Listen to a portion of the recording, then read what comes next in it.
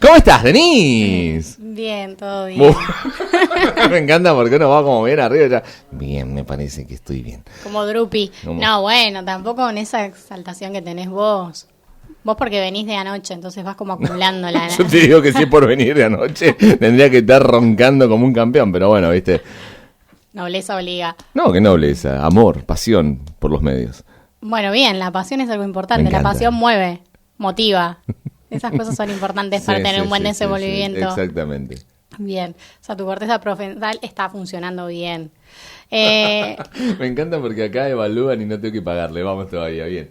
No, obvio. Cuando uno conoce sobre qué pasa en el cuerpo, esas son las ventajas que tiene para poder comprenderse y comprender al otro.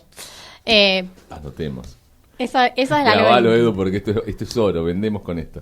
No, eso es algo interesante de la neuropsicología y creo que es lo que termina generando que las personas de algún modo se enganchen o se interesen por determinados temas, mismo con la neurociencia, justamente porque los fenómenos que se estudian son bastante palpables para todos. Quizás no los razonamos o no nos damos cuenta, lo hacemos de manera inconsciente, pero a todos nos pasa que aprendemos, que recordamos, que olvidamos, que pensamos, que prestamos atención, que olvidamos una fecha, esas cuestiones, entonces...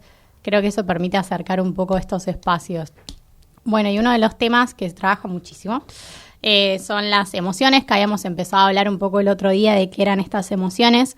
Recordemos que son respuestas, son instintivas, son genéticas, que muchas de esas son universales, que es una respuesta fisiológica, cognitiva y corporal respecto a distintas situaciones.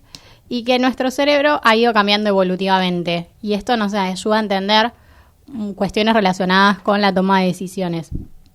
Nuestro cerebro, en algún momento, se tenía como la idea de simplemente buscar nada más y nada menos que sobrevivir o morir. No había muchas más opciones, ¿no? Y dentro de las estructuras que tenía nuestro cerebro eran las opciones que podía manejar y el ambiente en el que estábamos, ¿no? Recordemos que el hombre no era tal cual lo vemos ahora, para bien y para mal, y debía buscar sobrevivir en distintos ambientes inhóspitos y buscar la comida, ¿no? Donde refugiarse y estar atento al acecho de algún animal, etcétera. Este cerebro fue evolucionando, el contexto fue evolucionando, por supuesto, entonces pasamos a un cerebro que empezó a tener distintas estructuras que le permitían tener un control más emocional de las situaciones. Lo que se llama cerebro emocional, que está relacionado al sistema límbico, que hoy se amplió toda esta concepción, es más antiguo y nos brinda más información que este último avance que hizo nuestro cerebro en nuestra última forma, que es toda la zona que decíamos la otra vez, arriba de los ojos.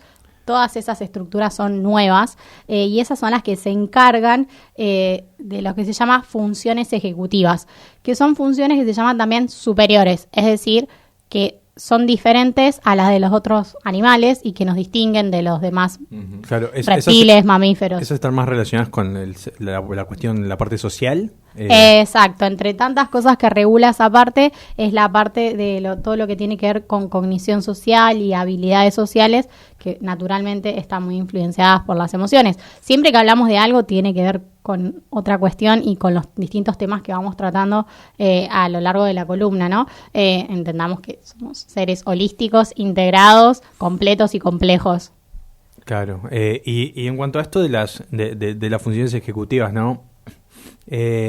Por ahí, ¿existe alguna capacidad de desarrollo de estas funciones? ¿Alguna capacidad de entrenar por ahí estas funciones, ligado un poco a lo que contabas, ¿no? Que querías referirlo a ámbitos profesionales o ámbitos más empresariales, este análisis? Sí, sin dudas. Esta zona, justamente, que tiene esta cuestión desde lo emocional y que también presenta el área que hablábamos la otra vez del cíngulo anterior, que se encarga de hacer esta interconexión entre la data cognitiva y la data emocional, está justamente en estas zonas. Son zonas muy pequeñas, pero que la hacen un laburo muy grosso y es el laburo que nos permite desenvolvernos encima en contextos en los que estamos hoy, ¿no? Entonces, una de las funciones que tiene es la racionalización, otra de las funciones que hay en esta área es la toma de decisiones, otra es la planificación, otra es la negociación. Sin dudas que todas estas son habilidades necesarias para lo que tiene que ver con un ámbito empresarial, organizacional.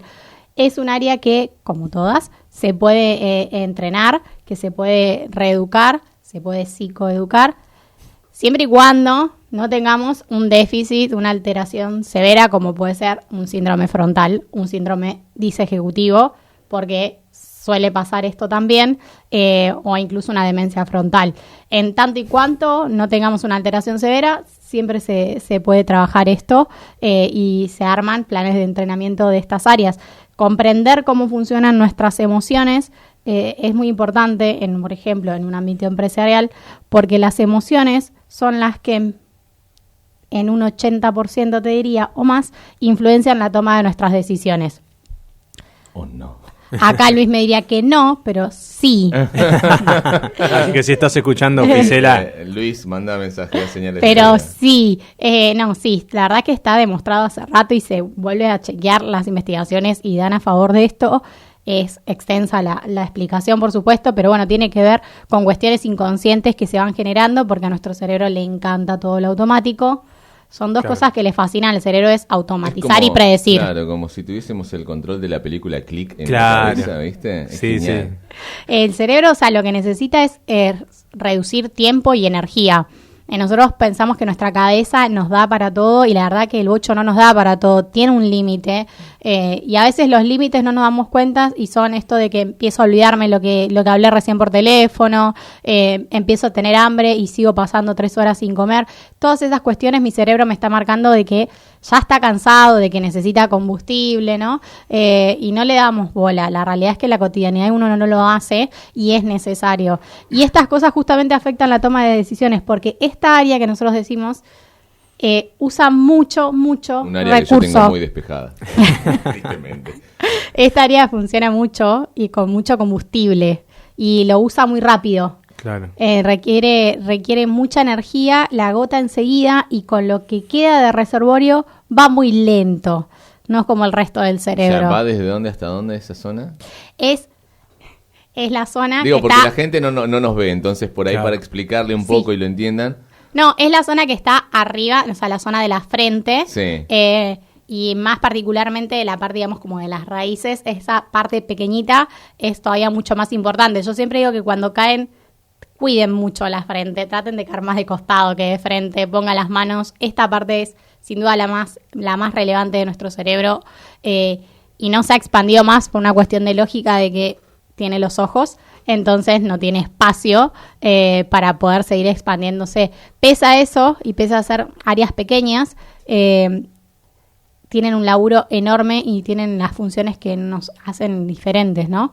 De hecho, esas áreas se consideraban que no importaban antes y después se empezó a ver que eran las más relevantes. Se consideraba que si había un problema ahí se sacaban y ya está.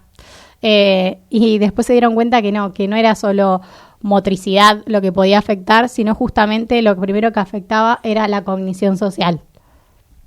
Claro, y por ejemplo, lo llevo a como para tocar un punto nomás. Hay ciertas personas que tienen algunos trastornos, ¿no? Que no permiten justamente el desarrollo de estas habilidades sociales. Tiene que ver, pregunto, ¿no? Desde la total ignorancia, ¿tiene que ver un poco también quizás con estos problemas?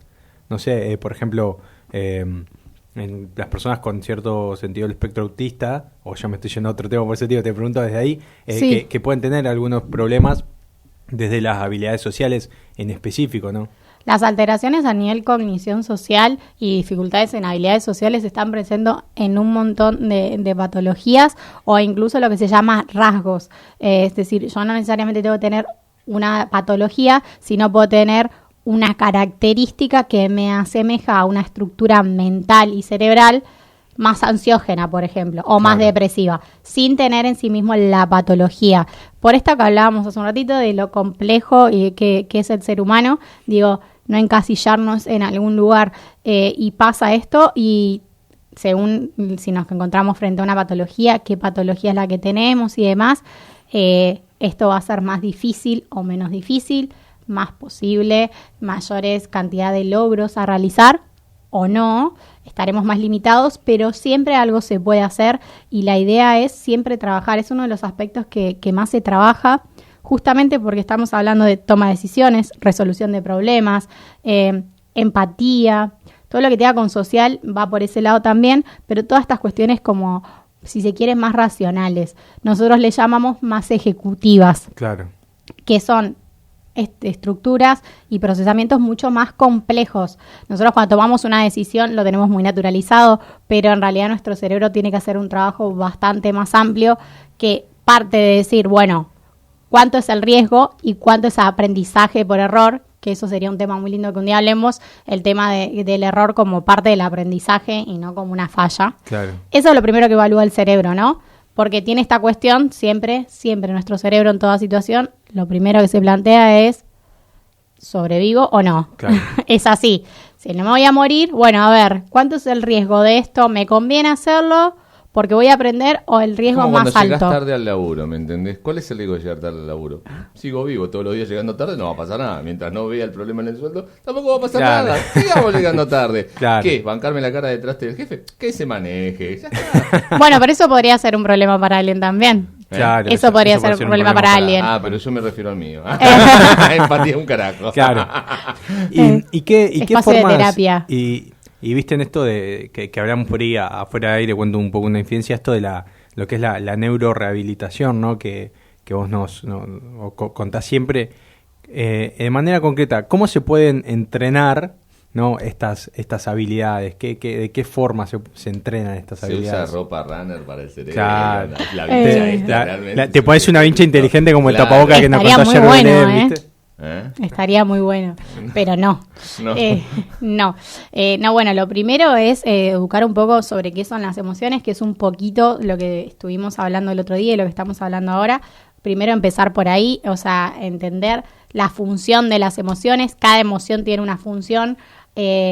Antes, en un momento de la historia, de nuestra evolución, enojarnos era súper útil porque eso permitía, cuando vos te enojás, irrigás sangre al rostro, irrigás sangre a las manos y eso te permite luchar. En algún momento lo que era la cólera y la ira eran útiles para poder sobrevivir. Hoy entendemos que en nuestro contexto social no es útil tener la sangre en las manos preparados para pelear. Hoy entiendo que lo más importante es que yo pueda resolver un problema asertivamente. Cambia el contexto y nuestro cuerpo trata de adaptarse a esos cambios. Entonces, entender por qué me está pasando a mí esto en el cuerpo me permite pensar una otra posibilidad, otra estrategia. Entonces, lo primero para empezar a entrenar es saber qué son las emociones. Segundo, entender qué partes del cerebro están involucradas y cómo funcionan en lo que tiene que ver con esto de la toma de decisiones. Volvemos, la toma de decisiones están muy vinculadas a nuestras emociones. Entonces, primero esa es la base para poder entrenarlas. Y después, a partir de eso, empezar según el contexto, la persona, la institución, la función que cumple la persona. No es lo mismo un gerente que tiene 500 personas que una persona que tiene que trabajar con 3 en una empresa que es más familiar, en una empresa que tiene una idea, digamos, de globalización o más macro, o las empresas que aplican ciertas cuestiones laborales como se utilizan hoy como el home office, y ese tipo de beneficios que está demostrado, aunque muchas empresas todavía no se enteraron, pero está demostrado hace muchísimo tiempo que lo que más motiva no es el dinero, no es el único motivador ni el que más motiva, sino tiene que ver con los logros, con la capacidad de aprendizaje, ¿no? Todas estas cuestiones también son parte de comprender para la empresa la parte motivacional y emocional que acompaña un puesto de trabajo. Claro, o sea, es muy relativo a las funciones que la persona vaya a desempeñar en el lugar de trabajo. Exacto, y a los valores también mismo de la empresa, no solo a qué se dedica la empresa, sino a los valores culturales, institucionales, se llaman de la cultura organizacional que tiene la institución. Claro. Podemos hablar de una empresa como podemos hablar de una escuela, digo, ¿no? Una universidad, podemos pensarlo en distintos ámbitos, mismo en un centro terapéutico, cuáles son los valores que hay en esa institución, cuál es la idea que se plantea de trabajo y a partir de ahí comprender también cuáles van a ser los motivadores para quienes trabajen en este ambiente. Entonces, conocer las emociones no es un detalle o una cuestión meramente filosófica, sino que nos permite de verdad poder tener una empresa que funcione de una manera en un clima laboral emocionalmente más sano, por lo cual implica tener empleados que estén sanos mentalmente y claro, que sean más productivos también. Y necesariamente esto va a terminar redundando muchas veces en lo que se busca, ¿viste? Esto de la eficacia, la eficiencia en los tiempos, en los procesos, va a terminar redundando en esto si se cumple todo eso que vos planteabas. No, de hecho, ahora que vos decís esto de los tiempos, una de las cosas que a veces no se comprende por el hecho de por ahí de no saberlo y de no tener estrategias claras, intervenciones claras de trabajo, tiene que ver que justamente este tipo de actividades que estamos hablando de las funciones ejecutivas requieren lo que se llama la atención ejecutiva. Esto que estábamos diciendo. Tengo un profesor que usa la analogía de un escenario, ¿no? De un teatro y dice que este es nuestro escenario y que es un escenario, o sea, la frente, es un escenario muy, muy pequeño que puede tener muy pocos actores, entonces requiere toda esa energía para esos pocos actores, es decir, podemos prestar atención a muy pocas cosas en un mismo momento y encima, según el contenido de eso, podremos prestar atención a menos todavía. Entonces, comprender que si yo tengo que aprender algo nuevo, que si tengo que tomar una decisión, que si tengo que resolver un problema, el esfuerzo que va a hacer esa persona a nivel cognitivo es enorme y lo cual genera para el cerebro un mecanismo de estrés, por lo cual también para el cerebro es muy desgastante, aumenta hasta el cortisol, un montón de situaciones que se van dando, entonces esa persona requiere más tiempo. Lo veo mucho con mis pacientes, por ejemplo, que estudian y ahora con esto de la virtualidad, el otro día un paciente tenía 5 minutos para un choice de 5 preguntas, 1 minuto por pregunta. Es muy poco tiempo, porque imaginemos que si redujeron una serie de unidades a 5 preguntas, no eran preguntas muy azarosas o muy amplias, eran bastante específicas, ¿no? No es el tiempo que necesita nuestra cabeza para poder hacer semejante proceso. Uh-huh. Entonces, comprender los tiempos. Vivimos en un mundo donde los tiempos van muy rápidos y en la demanda van muy rápidos y a veces olvidamos estas cuestiones de que nuestro cerebro cómo funciona. Y a la larga terminamos teniendo gente que produce de manera más lenta, más ineficaz, o lo que tenemos muchísimo, que son personas que terminan con carpetas psiquiátricas o del estilo justamente por psicopatologías. Tenemos un nivel muy grande de psicopatologías y todo lo que tiene que ver en el ámbito laboral en Argentina. El famoso burnout, el estrés laboral, es muy grande en Argentina. Los trastornos de ansiedad, de estrés y demás también lo son muy grandes, lo cual termina siendo hasta más caro para la empresa, ¿no? Digo, la empresa que empieza en estos términos un tanto deshumanizantes, olvida que también estas cuestiones a la larga lo terminan afectando y lo afectan negativamente. Y sobre todo porque vamos a hacer el compilado de todo esto para que la gente pueda volver a escucharlo a través de YouTube. Vamos, Denise, ¿estás bien? ¿Podés seguir? Sí. ¿Tu machete te organizaste ahí con la hojita? Ya tengo un tecito acá a mano, ya estoy bien. Perfecto. El tecito sanador. Budín tenés también. Gracias, sí. Qué servicio hoy, ¿Viste? Igual tiene que ver mucho con lo que en algún momento hiciste vos. A ver, fuiste la primera que vino con algo dulce, corresponde que, bueno, justamente... igual tiene suerte, cae que justo los martes... Los martes, sí. Y que no da siempre que aparece con bondiola braseada. Claro. Igual parece que todos los miércoles puedes decir que garronee algo, porque como vamos a traer gente haciendo cosas dulces... bueno, bien. Suerte. Voy a empezar a tener racha, entonces. No sé, todo depende si venís o no. Estás reforzando mis emociones positivas. Gracias. De nada. Tengo mis métodos. Tenemos acá la corteza prefrontal, estábamos diciendo, en la partecita que está arriba de nuestros ojos, nuestra frente y especialmente la parte más pequeña, más cerca del comienzo del pelo. ¿Hasta dónde se expande? Perdón, pregunta pava, ¿no? Pero vos me decís, es acá en la frente. ¿Llega hasta dónde? ¿Hasta las orejas? Hasta el costadito de los ojos. No, pregunto porque por ahí vos en un momento hiciste así y me dio como que es toda la frente. Sí, es toda la frente. Lo que pasa es que es esto que te contaba. Es como una media luna, digamos, hasta arriba de la ceja. No, es un pequeño cacho como un cacho, perfecto. Como Moe, ¿viste? Cuando Flanders domina el mundo, podés quedarte con tu cacho de cerebro, ¿viste? Claro. Claro. Él tiene mucho. Yo me hago el pavo, pero también claro. Vos también, claro. Creo que para todos nosotros con el tiempo va a ser cada vez más grande esa parte zona, ¿no? prefrontal, esa es la parte frontal, toda la frente frontal. La parte prefrontal. Bueno, está bien. No siempre los anatomistas fueron o ponen sus apellidos o ponen cosas relativas. Todo lo que tiene que ver con estructura anatómica del cerebro es lo que a ellos les parece que se asemeja. O sea, el hipocampo es porque parece un caballito de mar, entonces todo tiene que ver con la nuez, o sea, no son con tan originales. Cuestión, claro, ¿no? Con lo que ellos consideran que se parece a nivel percepción, a nivel Gestalt cuando lo ven. Así que cuando uno empieza a estudiar neuroanatomía se encuentra con unos nombres bastante particulares. Eso o los apellidos de los anatomistas, no hay mucho más. En fin, se llama frontal y la parte cercana al pelo es la parte prefrontal. El frontal, yo te digo, antes se consideraba que no era una zona que servía, entonces había una dificultad ahí, directamente la extirpaban. Hasta que hubo un caso muy conocido, para los que estamos en el ambiente de la neuropsicología, de Phineas Gage, que era un obrero al cual le atraviesa una barra, justamente en la frente, y entonces, ¿qué hacen? El hombre sobrevive, le extirpan ese cacho de cerebro, y empiezan a los meses a notar la mujer una serie de cambios en la conducta de su marido, y uno de los mayores cambios respondían a la cognición social. Por lo cual comienzan a decir, capaz esto sí sirve para algo y sirve para algo más que los movimientos, que tener una dificultad a nivel motriz. ¿Dónde dejamos ese cachito de cerebro? Exacto, y empiezan a estudiar, ¿no?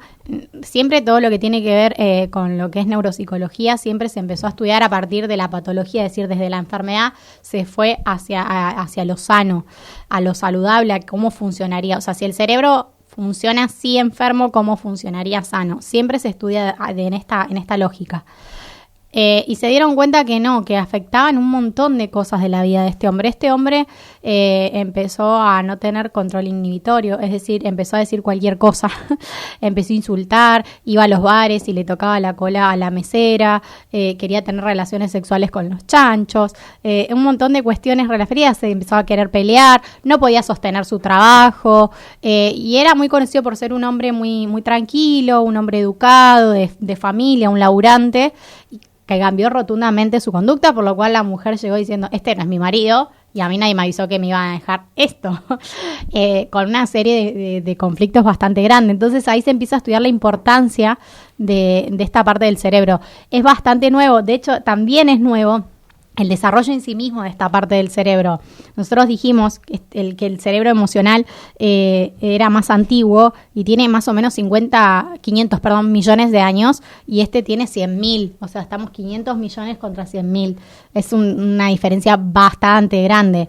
Pese a esto, la corteza frontal y más particularmente prefrontal, como dijimos, hace cosas que son sumamente importantes y hace muchas cosas que nos permiten vivir en sociedad. Vivir en sociedad, cuando hablamos de cognición social, no es solo me relaciono con el otro o la empatía. Bien. Es no digo esto en este momento, de esta manera. ¿Sí? Cognición social es bastante más complejo el concepto que meramente relacionarme con otros. Claro, también, bueno, y por contextos y por todo lo que venís marcando. La verdad, muy, muy, muy interesante todo lo que venís contando, y esto en específico me gustó muchísimo porque también nos puede ayudar a explicar y empezar a entender en la parte de tomas de decisiones, que es lo que hablamos siempre, cómo afecta todo eso.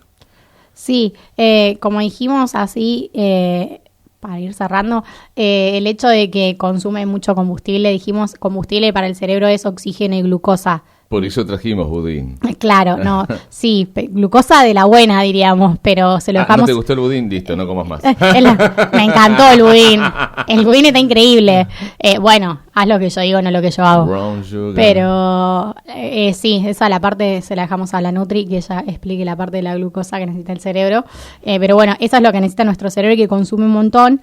Y cuando esto no está, el rendimiento mental baja.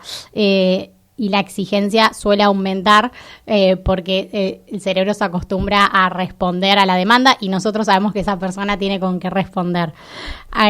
Un dato de color es que, por ejemplo, cuando hacemos muchas actividades que requieren mucha atención, por ejemplo, estamos mandando un mail y a la vez estamos mandando un WhatsApp, sí. Se reduce la capacidad mental del coeficiente intelectual, de la inteligencia en la mujer, 5 puntos, y en el hombre, 15 puntos.